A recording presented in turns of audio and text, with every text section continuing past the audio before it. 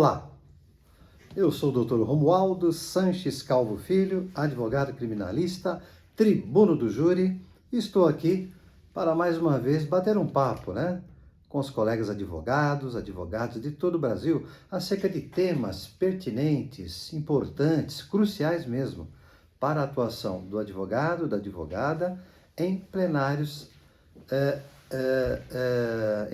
do Tribunal Popular, do Tribunal do Júri. Hoje, mais um vídeo tratando de um tema palpitante, qual seja, é necessária a presença do réu hoje no Tribunal do Júri, perante o Conselho de Sentença, perante os jurados? A presença dele se faz necessária ou é facultativa? Bem, até a edição da Lei 11.689 de 2008, se o crime pelo qual o réu no júri estivesse respondendo fosse inafiançável, como era e é o caso do homicídio, necessariamente ele tinha que se fazer presente.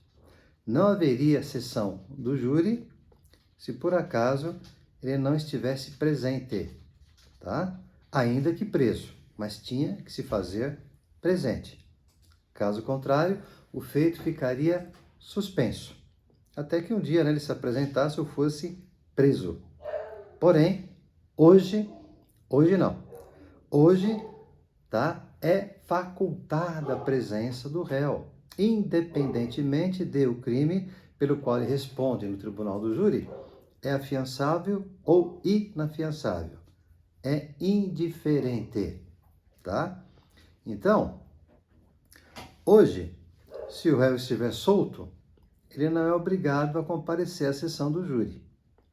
Se ele estiver preso e ainda assim também não desejar comparecer ao tribunal do júri, perante o Conselho de Sentença, igualmente ele poderá fazê-lo, tá bom?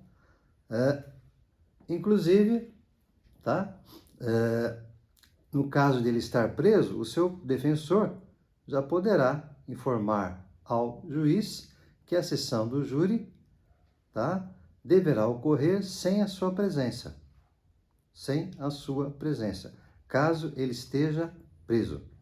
Então, ele está preso, você conversa com ele, Tem aquele alinhamento entre a defesa técnica e a autodefesa, leia-se advogado e réu, e ele fala: doutor, não desejo comparecer, ou você até, de repente, orienta, não é interessante que você apareça, enfim, por N situações, N situações. Então, bastará você pegar o ok dele, o assentimento dele, a concordância dele, tá bom? Até por petição, ele assina junto com você, você despacha o protocolo, e aí, de repente, ele não será nem requisitado. Não será nem requisitado, tá? E, posteriormente, ele será intimado da decisão soberana do Conselho de Sentença, tá? Agora, se por acaso ele for requisitado, até no próprio dia da sessão do júri, você já comunica ao juiz que ele não tem interesse, não tem desejo de participar da sessão do júri. Ele continua lá na carceragem do fórum, tá bom? E a sessão do júri será desenrolada, sem a presença do réu, tá? Agora, repito, se ele estiver solto, não precisa de autorização nenhuma do cliente. Basta você, defensor, defensora, comparecer no dia, informando que o seu cliente, o acusado, não teve interesse em comparecer, e ponto final. E a sessão será instalada e você, defensor, defensora, irá desenvolver o seu trabalho, a sua defesa técnica, sem a presença do cliente, do acusado. Não é? Agora, vocês poderão me perguntar,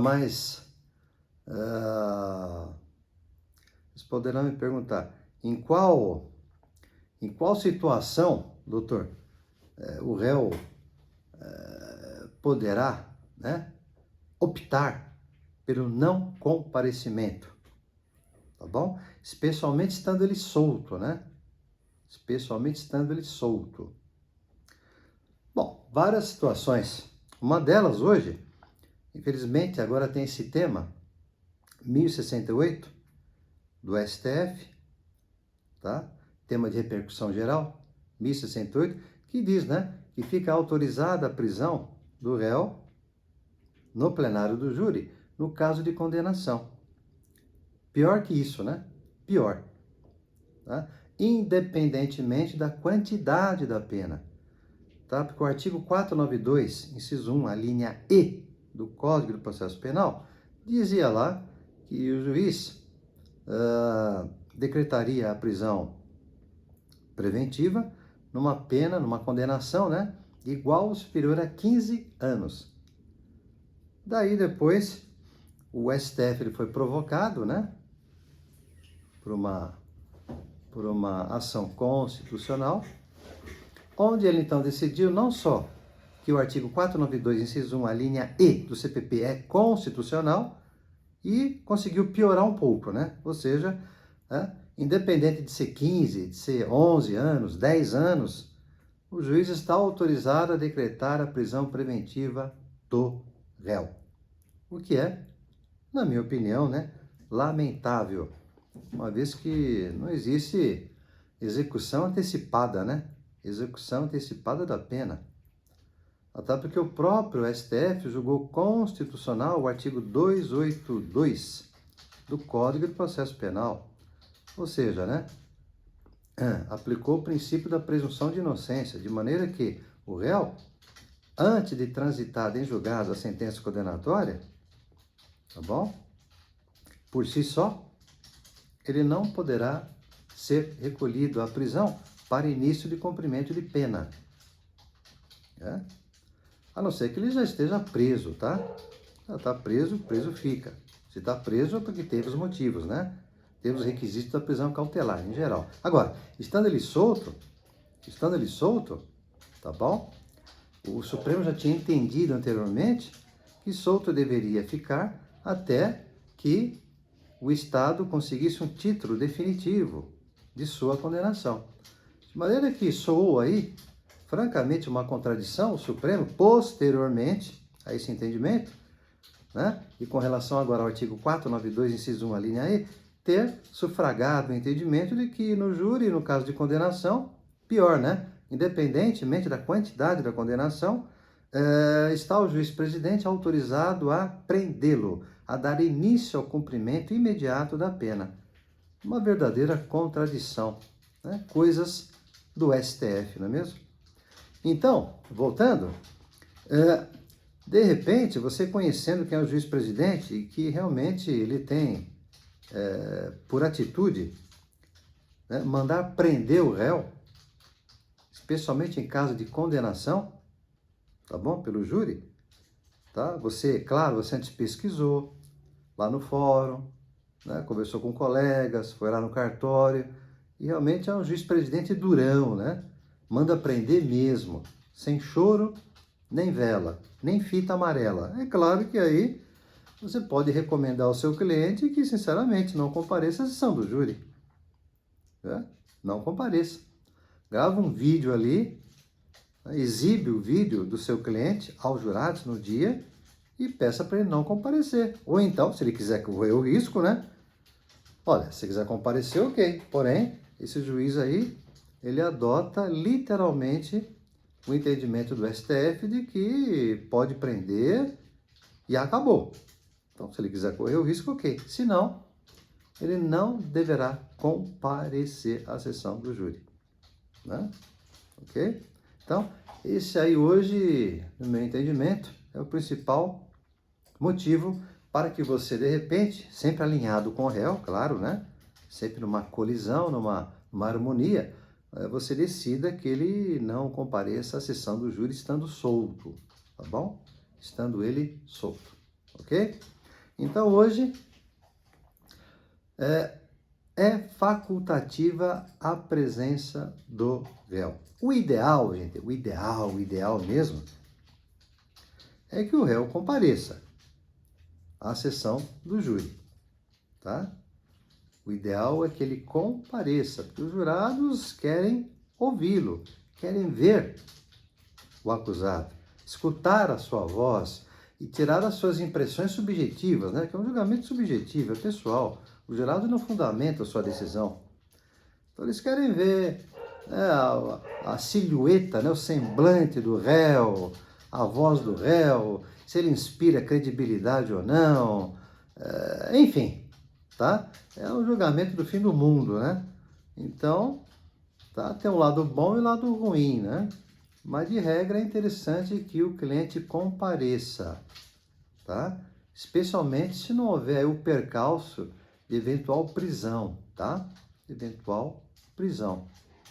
Porque mesmo com esse tema 1068, é questionável hoje. Uma vez que se ele pegar o regime semiaberto ou aberto, pelo entendimento já sufragado pelo próprio STF, não seria possível a prisão do réu, ainda que condenado pelo júri. No aberto, especialmente aqui na cidade de São Paulo, ele vai pegar uma prisão domiciliar. Então não tem razão para decretar a sua prisão. No semiaberto, conforme até a autorização do CNJ, o réu deve ser intimado antes de sua prisão para se apresentar espontaneamente, especialmente, né, contando com uma vaga no semiaberto. Então, tornam-se incompatíveis o regime prisional aberto e mesmo semiaberto com a imediata prisão do réu lá no plenário do júri para imediato cumprimento de sua pena.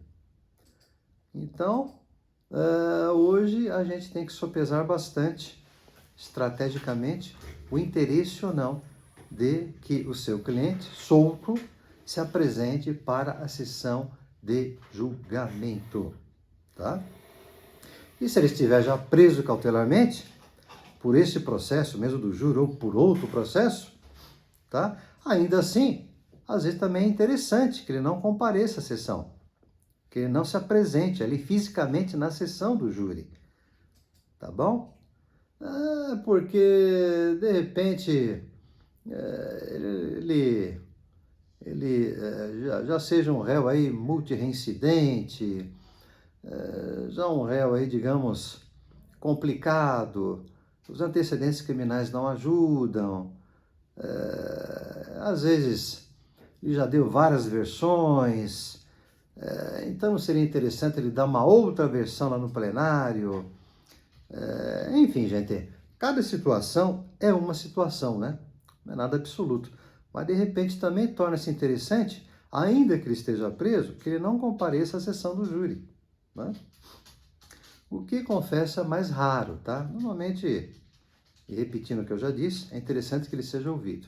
Mas cada caso, em concreto, é que vai dar uma bússola, vai dar um direcionamento, tá bom? Para que a plenitude de defesa, ela se realize concretamente, ok?